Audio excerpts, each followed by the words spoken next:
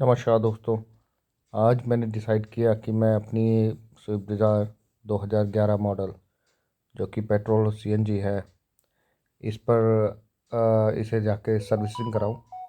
ये सर्विसिंग लगभग 1 साल कुछ महीने पुरानी थी, जो कि मुझे करानी थी काफ़ी दिन से, लेकिन मुझे समय नहीं मिल रहा था। तो आज मैं यहाँ पहुँचा हूँ, जहाँ से मैं regular out of the market servicing कराता हूँ। इसमें ले जाके सबसे पहले मैंने इसे गाड़ी अपने मिस्त्री को दिखाई, और मिस्त्री ने इसमें जैक लगा के अब ये पुराना इंजन ऑयल है जो उसको चेंज करने की तैयारी कर रहे हैं। तो ये जैक लगा के गाड़ी के अंदर घुसना काफ़ी रिस्की होता है, लेकिन फिर भी जो रेगुलर कर रहा है उसके लिए ये प्रैक्टिस की बात है, लेकिन इसे काफ़ी सेफ्टी से ही करना चाहिए। अच्छी बात यह है कि गाड़ी जैक पे लगने के बाद नीचे से काफ़ी कुछ दिखने लगती है, और आप अंडर द बॉडी भी एक बार देख सकते हैं। अगर यही काम आप मारुति सर्विस स्टेशन पे कराते हैं तो उनके पास एक फैसिलिटी होती है जिससे वो कार लिफ्ट कर लेते हैं, और कार लिफ्ट करके इंजन ऑयल निकाल लेते हैं। तो अब तैयारी कर रहे हैं हमारे जो उस्ताद हैं इंजन ऑयल निकालने की। इंजन ऑयल निकालने के लिए दो चीज़ें बहुत बेसिक हैं। पहला तो आप जहाँ से इंजन ऑयल निकलता है उसको ठीक से खुलवाएं, और खुलवाने के बाद ये बिल्कुल मेक श्योर कर लें कि जब इंजन ऑयल जिस टाइम भरा जा रहा हो ये पूरी तरीके से टाइट हो। कई बार होता क्या है कि ये इंजन ऑयल वाला जो बोल्ट होता है ये टाइट नहीं होता है, या कोई अनएक्सपीरियंस्ड गैरेज वाला हो जो इसे मतलब कि खोल देता है और टाइट ही नहीं करता या बंद नहीं करता है, तो नया इंजन ऑयल भी नीचे से लीक हो जाता है या निकल जाता है। तो इस चीज़ का विशेष ध्यान रखने की ज़रूरत है।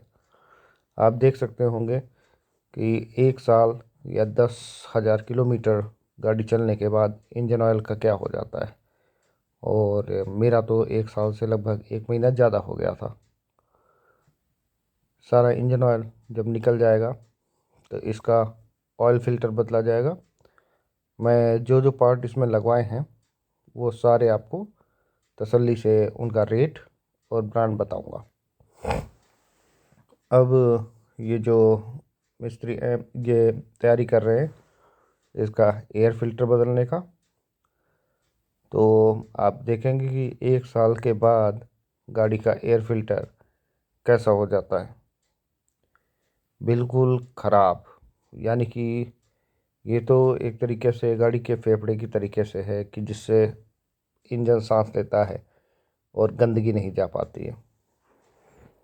तो स्विफ्ट डिज़ायर 2011 मॉडल की सबसे अच्छी विशेषता ये है कि उस समय पे जो इसका बूट स्पेस आता था वो काफ़ी बड़ा होता था। आज की स्विफ्ट से लगभग ये अगर कहा जाए तो लगभग 2 गुना बड़ा होता है। मैंने अभी 1 साल पहले इसमें सीएनजी लगवाई है, और आप देखिए कि फ़िल्टर कितना ज़्यादा गंदा है। कई लोग क्या करते हैं, 100-200 रुपये बचाने के लिए इस फिल्टर को साफ़ करके लगवा देते हैं। मैं ऐसा बिल्कुल करने के लिए नहीं कहूँगा, क्योंकि ये मात्र 200 रुपये के आसपास ही आता है। अगर लोकल ले तो 150 का भी आता है। तो इसको निकाल के फेंक देना चाहिए और नया ही फ़िल्टर इसमें लगाना चाहिए। अब गाड़ी के जितने भी पार्ट्स हैं इंजन के अंदर इनकी एक बार सफाई करवानी चाहिए, और इनके जो भी सॉकेट्स लगे हैं इनको चेक कराना चाहिए, कहीं स्पार्क तो नहीं है, कहीं चूहों ने तो नहीं काट दिए हैं। मैं अपनी गाड़ी में बताऊं तो अभी पिछले 3 महीने से बहुत चूहे आ रहे थे। अब मिस्त्री इसमें जो है इसका ऑयल फिल्टर खोल रहे हैं ताकि बचा हुआ ऑयल जो है गाड़ी से निकाल दिया जाए और इंजन बिल्कुल क्लीन हो जाए। तो कई बार इंजन को लोग फ्लैश भी कराते हैं, जिसमें कि फ्लैशिंग लिक्विड आता है जो कि सारे लोगों के पास मिल जाता है, जहाँ पे सामान मिलता है आप उसको भी लेके कर सकते हैं। लेकिन मैंने पिछली बार इसे किया था तो मुझे इसमें ज़रूरत नहीं लग रही है। तो इसके भी फ़िल्टर भी कई मॉडल के अलग अलग आते हैं। तो ये जो भी शॉपकीपर है आपको देख के दे देगा, या जहाँ आप सर्विस करा रहे हैं वो आपको इसे देख के दे देगा। तो कैसे पहचाने कि गाड़ी का जो इंजन ऑयल है बिल्कुल ख़राब हो गया है, उसमें से लुब्रिकेशन ख़त्म हो जाता है, कलर बिल्कुल काला हो जाता है। और सबसे अच्छी चीज़ है कि आप जब भी गाड़ी की सर्विस कराएं, कई बार लोग स्पार्क प्लग जो होते हैं उनको भूल जाते हैं, या मिस्त्री भूल जाता है, या करता ही नहीं है टाइम बचाने के लिए। तो स्पार्क प्लग बहुत ज़रूरी चीज़ है, जो कि इंजन को सही समय पे फायर देता है। और जिससे होता क्या है कि आपकी गाड़ी के पिकअप पे बहुत फ़र्क पड़ता है, और पिकअप के साथ साथ आपकी गाड़ी के एवरेज पे बहुत फ़र्क पड़ता है। अब ये जो हमारे इसके टेक्नीशियन मिस्त्री हैं, इसके स्पार्क प्लग सारे, इसमें 4 स्पार्क प्लग होते हैं। तो चारों खोल के उनको मैं पूरी अच्छी तरीके से साफ़ करने के लिए बोल रहा हूँ, ताकि ये सारे स्पार्क प्लग बिल्कुल क्लीन हो जाए। कई बार हमें मालूम भी नहीं होता है कि स्पार्क प्लग जो लगे हैं उनमें कहीं शॉर्टिंग तो नहीं है। अगर शॉर्टिंग होती है तो गाड़ी मिसिंग करने लगती है, आपको झटके मारने लगेगी, गाड़ी समझ नहीं आएगी कहाँ पे प्रॉब्लम है। एक्सपीरियंस टेक्नीशियन तो तुरंत समझ जाता है कि इसमें कहीं ना कहीं स्पार्क प्लग प्लग का इशू है। लेकिन जिन गाड़ियों में सीएनजी लगी है तो कई बार कन्फ्यूज़न हो जाता है कि कहीं ये सीएनजी की मिसिंग तो नहीं है। तो इस वजह से मेरे एक फ्रेंड बहुत परेशान हुए थे, उनको आखिरी तक यही लगता रहा कि सीएनजी की सेटिंग बैठ नहीं पा रही है। लेकिन बाद में जब वो सर्विस पे गए और जब टेक्नीशियन ने चेक किया तो पता चला कि सारी प्रॉब्लम एक स्पार्क प्लग जो था प्रॉपर फायर नहीं दे पा रहा था। कई लोग क्या करते हैं कि इंजन को अच्छी तरीके से पानी डाल के धो देते हैं, उसमें भी कुछ इसमें इलेक्ट्रॉनिक ट्रांसमिशंस होते हैं, कुछ सेंसर्स होते हैं, उनमें भी प्रॉब्लम हो जाती है। तो मैं रिकमेंड करूँगा इंजन को कभी भी पानी से पूरी तरीके से ना धोएं। कभी कभार गीला कपड़ा मार दें, या जो सोप का फॉर्म या शैम्पू का फॉर्म होता है उससे ले जाके इसे साफ़ कर दें। तो स्पार्क प्लग खोलने के लिए काफ़ी सारे टूल्स यूज़ होते हैं जो घर में हमारे उपलब्ध नहीं होते हैं। तो इसके लिए स्पेशली आपको मैकेनिक के पास ही जाना पड़ेगा।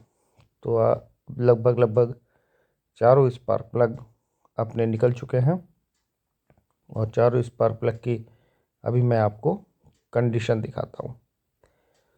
तो जिससे ये टेक्नीशियन स्पार्क प्लग निकालने, ये कनेक्टर्स होते हैं जो कि इससे कनेक्ट हो जाते हैं, और इनकी भी कंडीशन का विशेष ख्याल रखना चाहिए। जनरली ये ख़राब नहीं होते, लेकिन कभी कभार ये जब गाड़ी पुरानी हो जाती है तो शॉर्ट हो जाते हैं। तो मैं आपको दिखाता हूँ स्पार्क प्लग अभी कैसे हैं, और इसके बाद मैं आपको दिखाऊंगा कि साफ़ होने के बाद स्पार्क प्लग कैसे दिखने लगे। अभी तो गाड़ी चल के आई है, काफ़ी गर्म है, मैंने छूने का प्रयास किया लेकिन काफ़ी गर्म होने के बाद मैंने रख दिया। अभी ठंडे होने के बाद इस पे सफाई का काम हो रहा है। तो इसे रेगमाल जो छोटा वाला होता है, नंबर तो नहीं मुझे मालूम, लेकिन उससे साफ़ हो गया। मेरी गाड़ी में एक और समस्या थी, चूहे घुसने के बाद इसका जो एसी फिल्टर है वो पूरा खा गए। वो पता ही नहीं था कि वो लगा भी है कि कहाँ चला गया, शायद ब्लोर वगैरह में चला गया या पता नहीं, मुझे पता नहीं वो गया कहाँ। ये 2 बार प्रॉब्लम हुई। तो पहली बार मुझे ये लगा कि फ़िल्टर इसमें शायद किसी भी एसी वगैरह ठीक कराते समय किसी ने निकाल के फेंक दिया, या मिस्त्री ने लगाया नहीं। लेकिन ये जब दोबारा हुआ तो मुझे बड़ा शक हुआ, और कि ये क्या दिक्कत क्या है। तो अब मिस्त्री साहब ने इसमें नया ऑयल फ़िल्टर लगा दिया है। ऑयल फ़िल्टर कसने के लिए भी इनके पास एक अलग सा टूल सा होता है। तो ऑयल फ़िल्टर बिल्कुल प्रॉपर बैठा होना चाहिए ताकि ऑयल फ़िल्टर हो पाए और ये हिले ना डुले ना, जिससे दिक्कत ना बने। आप नीचे से देख सकते हैं, नीचे से गाड़ी अगर आपकी मिट्टी में, जैसे मेरी गाड़ी किसी प्रॉपर पार्किंग में नहीं खड़ी हो पाती है तो मिट्टी में ही खड़ी होती है, तो थोड़ी बहुत आपको जंग की शिकायत मिल सकती है जो कि लग सकती है। अब हम लोगों ने इसमें एयर फिल्टर डलवा दिया है। एयर फिल्टर तो सच में बहुत ज़रूरी चीज़ है। हाँ, अगर आप सर्विस नहीं भी कराते हैं, मतलब थोड़ा लेट हो रहा है या सर्विस में अभी काफ़ी टाइम है, तो बीच बीच में जाके आप इसे एयर मरवा सकते हैं। तो लगभग अब आप देख सकते हैं स्पार्क प्लग बिल्कुल क्लीन है, बिल्कुल साफ़। तो अगर आपके चारों स्पार्क प्लग बिल्कुल सही हैं और आप देखेंगे ये कैसे आप निर्णय लें कि ये सही है या गलत है, कई बार आपको गलत जानकारी भी दी जा सकती है। तो स्पार्क प्लग पे बिल्कुल भी ऑयल नहीं होना चाहिए, स्पार्क प्लग पे कार्बन नहीं होना चाहिए जिस टाइम निकाला जाए। तो स्पार्क प्लग बिल्कुल क्लीन ही होता है, लेकिन फिर भी उसे देखना पड़ता है। आप देख सकते हैं कि ये ऑयल जो है कितना काला है। और देखिए, मैं दिखा रहा हूँ आपको, इसकी एक और बहुत बड़ी प्रॉब्लम थी कि इसमें जब चूहे घुसे थे तो उन चूहों की वजह से बहुत गंदगी हो गई थी। तो मैंने सोचा कि जब सर्विस हो रही है तो क्यों ना इसका ब्लोअर भी साफ़ ही करा दिया जाए, क्योंकि बार बार इसको खुलवाना भी एक बहुत बड़ी स्टोरी है। हालांकि इतना टफ भी नहीं है, लेकिन उसकी सेटिंग बिगड़ जाती है। डैशबोर्ड केबिन के अंदर की चीज़ें ज़्यादा ना खुलवाई जाए तो वही अच्छा है। चूहों की वजह से इसमें एक प्रॉब्लम और हुई थी कि इसका जो केबिन में एसी का पानी आने लगा था। तो जहाँ से ये मिस्त्री साहब निकाल रहे हैं ये ब्लोअर, वहीं पे ऐसा लगता था कि किसी ने बाल्टी भर पानी डाल दिया है केबिन के अंदर। तो मैंने रिसर्च किया और पाया कि इसमें जो एक पाइप होता है जो ब्लोअर के पास से ही निकल के आउटर बॉडी जाता है, वो एसी का पानी बाहर निकालता है। तो वो चोक था, तो चोक होने की वजह से पानी केबिन में भर जाता था। उस पानी को निकालने के लिए उसको साफ़ कराना पड़ा। वो साफ़ कराने के बाद वो बिल्कुल ओके हो गया। अब इसमें आप देख सकते हैं एयर फिल्टर था ही नहीं। देखिए, ब्लोअर जो निकाला है, ब्लोअर निकलने के बाद आपको मैं कंडीशन दिखाता हूँ कितना गंदा है। इसमें चूहे की गंध जम गई है और उसकी वजह से जब भी ब्लोअर चालू किया जाता था तो गंदगी की बदबू आती थी। अब ये कनेक्टर्स मैं बिल्कुल साफ़ करवा रहा हूँ ताकि कनेक्टर में धूल मिट्टी या किसी प्रकार का इंजन के साथ में, प्लग के साथ में कोई भी अवरोध ना रहे। आप देख सकते होंगे कि बिल्कुल अच्छी तरीके से ये साफ़ किया जा रहा है। चूहे एक ऐसी चीज़ हैं जो गाड़ी को बिल्कुल बर्बाद कर देते हैं, तो उसके लिए मैंने एक घर में ही इसकी मैंने रोकथाम की थी अपने फ्रेंड के साथ मिलके। मैंने अपने चैनल पे एक छोटी सी वीडियो डाल रखी है जो कि बहुत ज़्यादा 2 3 6 मिनट की होगी। तो आप अगर चूहे आपकी गाड़ी में जा रहे हैं तो रोक सकते हैं। आप ब्लोअर देखिए कि कितना गंदा था। अब ये सारा स्पार्क प्लग जाने के बाद इसे अच्छी तरीके से टाइट किया जा रहा है। अब मैं इंजन ऑयल लाया हूँ जो कि GS कैलटेक्स का है और 30 ग्रेड का है। सो इसमें कैस्ट्रॉल, बहुत सारी कंपनीज़ हैं, मैं यही डलाता हूँ और बहुत अच्छा ऑयल है। अभी जब इंजन में ऑयल डाला जाएगा तो आप देख पाएंगे कि ऑयल की लुब्रिकेशन, कलर एंड सब कुछ कितना परफेक्ट है। लोकल मार्केट में एक बहुत बड़ी प्रॉब्लम है कि इंजन ऑयल भी नकली आ रहा है, तो मेक श्योर कि आप ठीक चीज़ ले रहे हैं। अभी इसी का फ़िल्टर डाल दिया गया है और लगा दिया गया है। फ़िल्टर भी लग गया है। ये इससे जॉइंट नहीं हो पा रहा क्योंकि इसका एक लॉक कहीं गिर गया है, तो इसमें अब एक लॉक लगवा देते हैं ताकि इंजन से कोई वाइब्रेशन ना आए।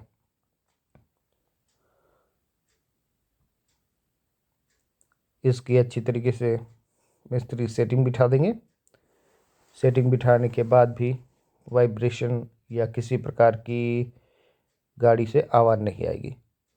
रोड पे चलते हुए तो आवाज़ नहीं आती है, लेकिन अगर आप कभी खड़ंजे पे या गली में आप गाड़ी ले जाते हैं जहाँ पे बिल्कुल पैरेलल नहीं है रोड, तो आपको भट भट की आवाज़ ही सुनाई पड़ेगी गाड़ी से, जो कि बहुत इरिटेटिंग है और काफ़ी गुस्सा आता है उस पर।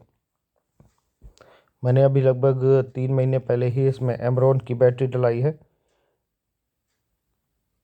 क्योंकि गाड़ी स्टार्ट ही नहीं हुई और बैटरी भी लगभग इसमें 10 साल पुरानी ही थी, कंपनी की लगी बैटरी चल रही थी।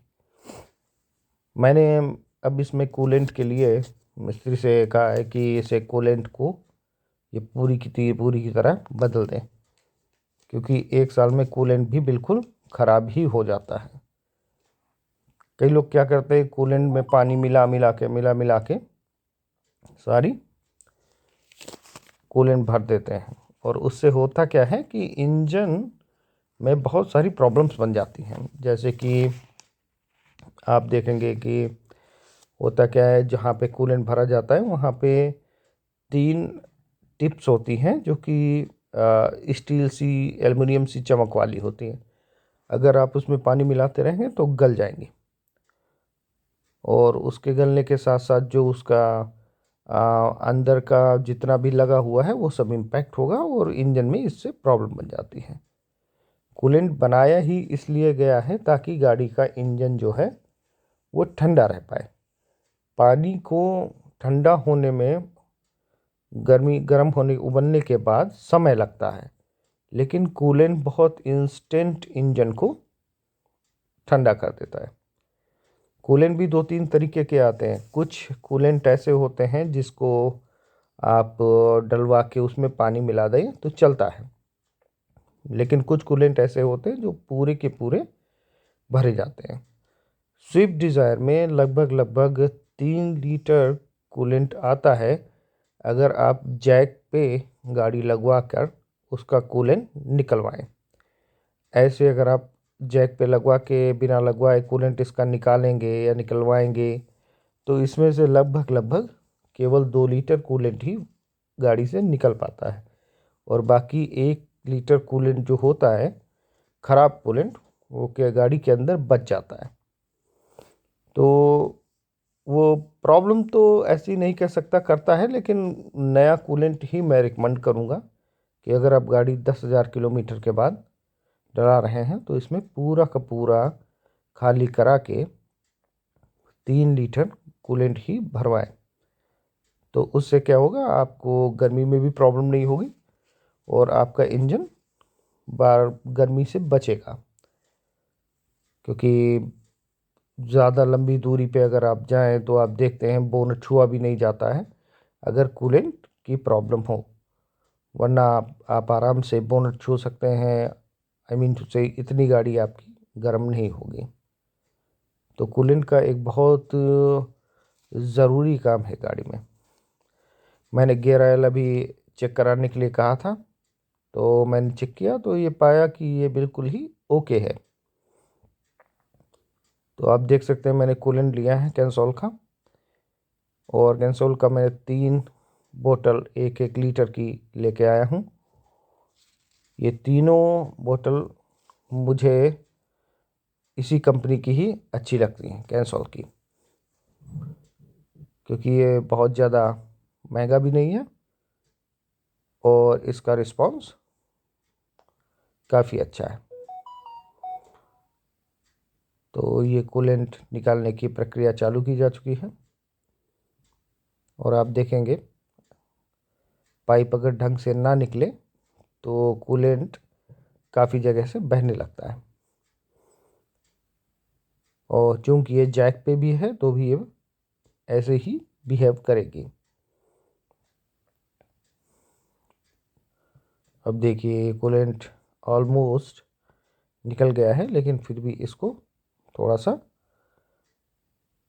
पाइप निकाल के अच्छी तरीके से निकाल देते हैं।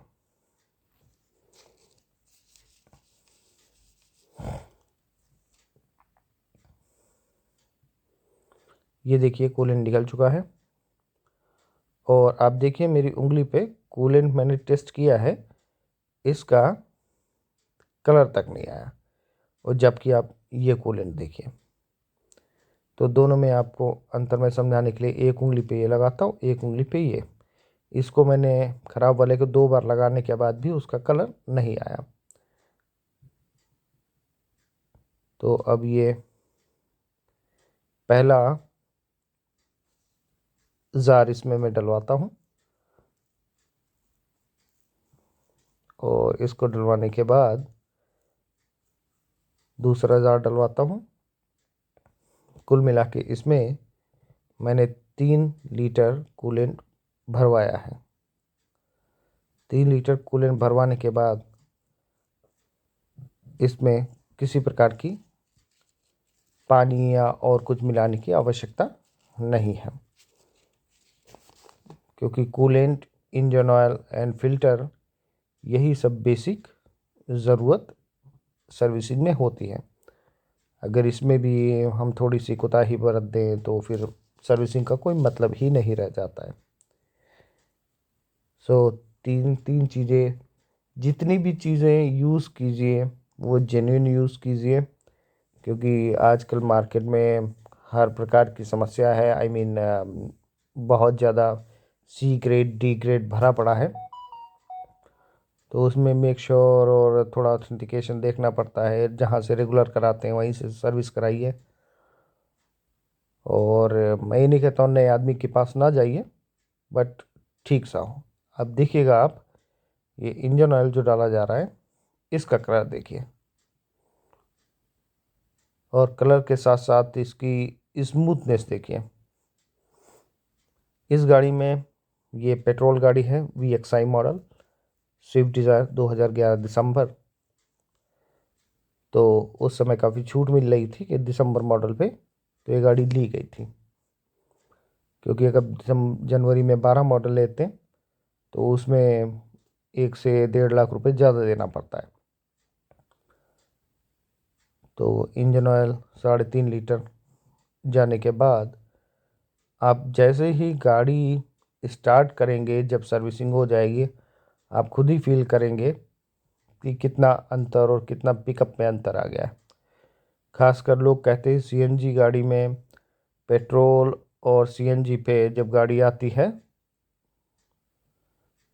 ये 1 लीटर मैंने और डलवाया है, 2 लीटर पड़ चुका था, 1 लीटर और डलवाया। और आप देखिए कि मैंने इसका लेवल भी चेक कराया इंजन ऑयल का, तो ओके निकला, कूलेंट ओके है।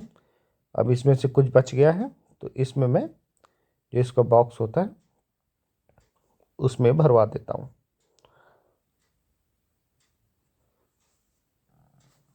तो अब ये लगभग काफ़ी भर गया है और इसको मैं फिट करा देता हूँ।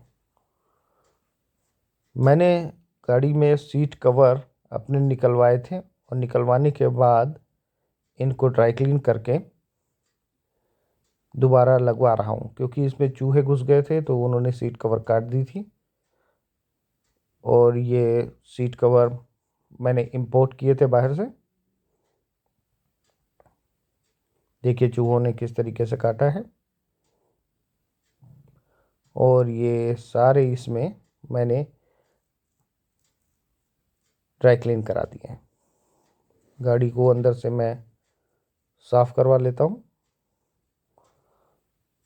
ताकि चूहे की महक ना रहे, किसी प्रकार की इसमें गंदगी ना रहे, और बैठते ही अनकंफर्टेबल ना फील हो।